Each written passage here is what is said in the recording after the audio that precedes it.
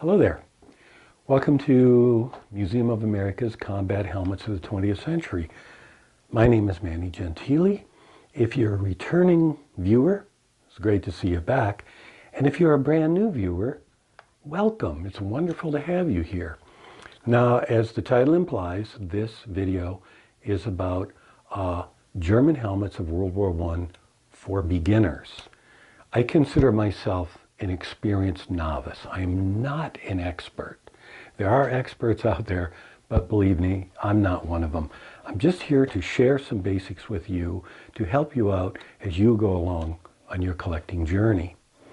So we're going to take a look at four different German helmets of World War I, and I'll throw in one or two bonuses as well. So without further ado, let's get started.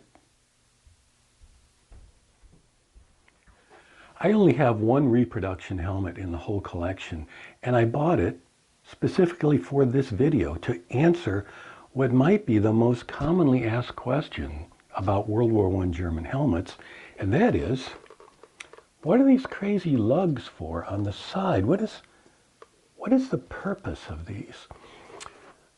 They're very distinctive. They look like those bolts sticking out of Frankenstein's neck. Well, they have two purposes, really. And the first one is, as you can see, they're hollow. That provided air circulation, ventilation inside the helmet. But their primary purpose was something quite different. Okay, so here's our reproduction German M16 helmet. Now know that of the German helmet family, M16, 17, and 18 in World War I, about 8.5 million helmets were produced. That is a lot of helmets. Keep that number in mind. Back to these lugs on the side. When German soldiers were in advanced positions, advanced static positions, that's machine gunners, lookouts, people like that, they wanted to give them more frontal protection, more protection here over the brow. So what they came up with was called the Sternpanzer. It's this very thick steel plate. Now, compared to the 8.5 million, there are about 45,000 of these produced. So they are incredibly rare.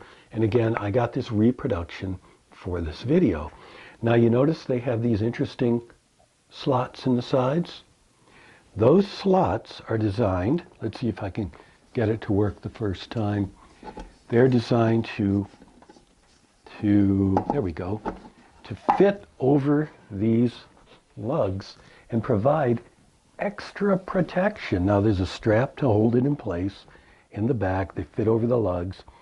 Yes, they did provide protection, but it made the helmet incredibly heavy and tended to slip down over the eyes of the soldier. Now there are certainly photographs of these being used in action, but I cannot imagine how uncomfortable they must have been to wear. Here we have this wonderful 1896 pickelhaube, this German spiked helmet. These are a classic from the World War I era. Now, interestingly enough, the United States had a version of the spiked helmet that they used in the last 3 decades of the 19th century. And you'll still find spiked helmets in several countries, usually as palace guards, presidential guards, things like that. Lots of interesting parts on the pickelhaube. We'll start with the boiled shell and front and rear visors. On each side, we have these wonderful cockades made of metal, this one in the national colors of Germany, and this one in the state colors of Prussia. We have a chin strap with 2 sliding buckles. Now this chin strap is a reproduction. It's a pretty good one. And keep an eye on these fasteners and this chin strap, because you're going to see them again momentarily. We have this wonderful German eagle on the front. At the top, of course, the characteristic spike. I'm often asked what the purpose of this spike is. Well, this spike is little more than a cupola that covers a ventilator at the top. This keeps the rain from going into that ventilator, the opening of which is right here in the shell of the helmet, up in the dome. That provides air. But what provides the air flow? And that's this little sliding vent door on the rear spine. You can open or close that, and it will theoretically provide airflow in this helmet. Though this black, close-fitting leather helmet, I can only imagine it was uncomfortable on warm days, regardless of the airflow. Oh, the liner. We have a 9-fingered liner on the inside. It's very similar, you're going to see, to the German helmets of a later era. So that's our wonderful 1896 German pickelhaube. Now, after a full year of combat, the German High Command realized that the pickelhaube just isn't cutting it. It provided almost no protection. So then comes the first German steel helmet. That's our M16, this wonderful model that I have with this beautiful Ludendorff paint scheme, camouflage paint scheme. I got this helmet a couple years ago from a local privately owned museum that was getting rid of some of their collection. So I'm very fortunate to have this. The M16 has the lugs on the side that we've already talked about, had 3 rivets that held in the suspension, a very low rivet that holds in the chin strap posts. We'll take a look at the inside now at the suspension. We have these 3 pads, 2 fingers each. Now, this is a very typical type of suspension you'll see on lots of European helmets right up through World War II. Now, behind each one of these is a little fabric envelope. By pulling this little tie here, you can open that envelope, and what's inside of it is a wad of horsehair. Now, horsehair is very springy, and this is what provides the shock absorption for when something hits the shell of the helmet. Provide a little shock absorption for the head of the wearer on the inside. To make the helmet fit better, the soldier could either take out or add to the horsehair that was in this little envelope. Now, when we're looking in here, we'll see what characterizes the M16 helmet, and that is that the liner band here, the liner band is made of leather. Subsequent models, you'll see that as a metal liner band. That's the distinguishing feature. This chin strap, now this is a reproduction chin strap, but it connects to the helmet on these 2 posts with this interesting fitting here, which frequently would fall off. This is not the best chin strap design. That's going to be fixed later on in the M18 model. Now comes the M17 helmet. This specimen is painted in a bottle green. It's identical in almost all respects to the M16. We have the lugs on the side, the 3 rivets holding in the suspension, the low rivet that holds the chin strap post. Now we look on the inside. We see the suspension is quite identical. There's some weird repair that someone did somewhere along the line. Behind each one of these is that little fabric envelope again that holds the horsehair. The main difference between the M17 and the M16 is the liner band. In the M16, it's made of leather. Here in the M17, it's made of metal.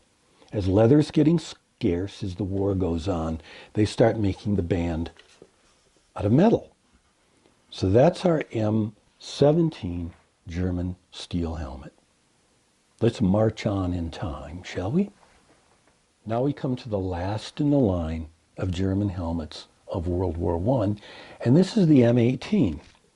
Now the M18 generally was identical in that the skirt went all the way across like this. This one is a little remarkable and kind of rare. This is called the M18 cutout helmet because it has this little scallop in the skirt. Now, for many years, this was referred to as the cavalry helmet, though I don't think anyone knew why that was. Later on, it was believed that this cutout was to accommodate the handset of a field telephone, so the soldier could hold that handset up to his ear more conveniently.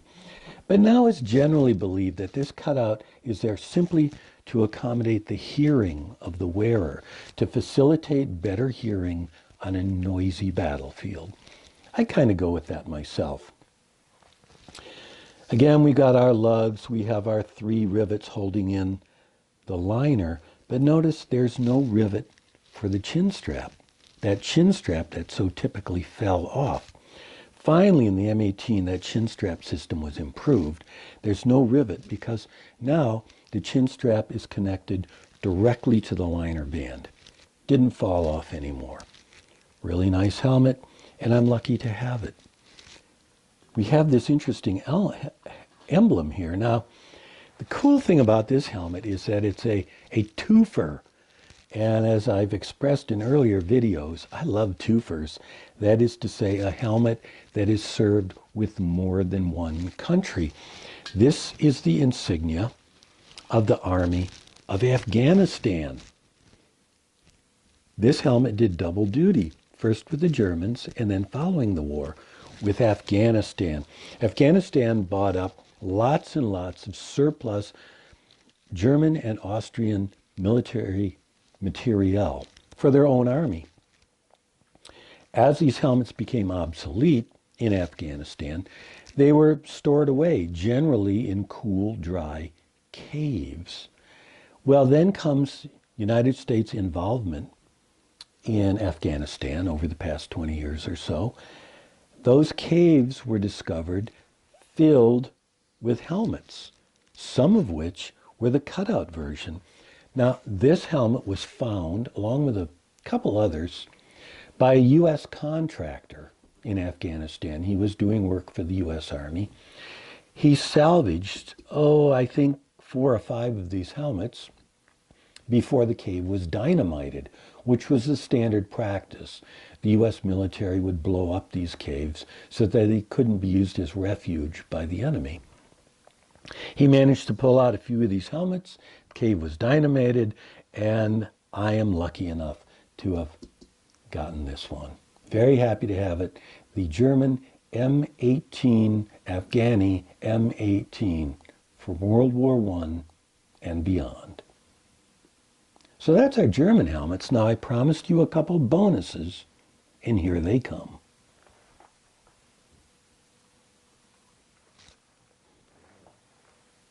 This is the Austrian model 1916. Look, it's almost identical in every respect to the German helmets. The main difference is, and maybe you've noticed it, is that the chin strap post rivet is much higher than on its German cousins. But otherwise, quite identical.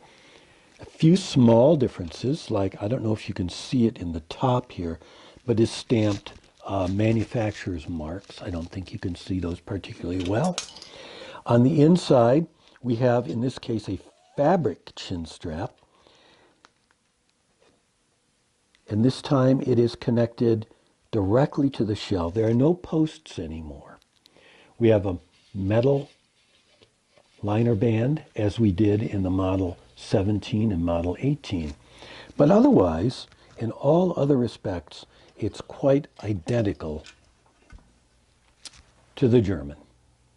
Now let's move on to our last bonus helmet. Okay, here it is. I'm going to let you guess. I'm going to give you 5 seconds to guess what nationality this helmet is. Ready? 1, 2, 3, 4. If you guessed Ireland, you're quite right. What? Ireland having this German-style helmet? Well, there you have it. I guess it was a good design. We have our rivet holding the chin strap lug. We have our 3 rivets holding the liner suspension. Have the lug on the front. Now, interestingly enough, where the lug on the German helmets accommodated the stern panzer, that steel shield in the front, no such shield was designed for the Irish helmet. This was just a straight copy, because it was a copy, they kept these lugs, which really had no purpose anymore. Now you'll also notice that the dip in the skirt is not quite as pronounced. It's a little shallower than in its German cousins. We take a look on the inside. Very familiar look to the inside. Again, the fittings that hold the chin strap are identical to the M16 and M17 Germans. Let's take a look behind. Again, we have these little envelopes that hold the padding. And in this instance, much like the M16, we have a, I don't know, let's see if we can see it. We have a leather liner band rather than metal. On the front, I have replica Irish Army insignia. Now, something to know about this helmet compared to the Germans. The steel of this helmet is very poor quality. When I first received this helmet, the visor was bent sharply upward. And I thought, oh, what a drag, man. That's not going to display well. So with my bare hands, I bent it back into shape. That gives you an idea of the quality of these particular helmets. Eventually, these helmets were done away with. They're very hard to find these days because for the most part, they were all destroyed, except for a few, as the one in this case. In almost all surviving examples I've seen, they've been painted white and were used as civil defense helmets.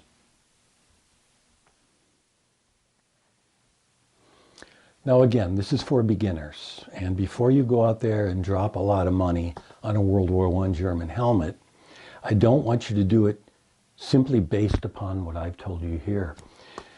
I think it'd be very helpful as you start your collecting journey to start amassing a helmet collecting bookshelf.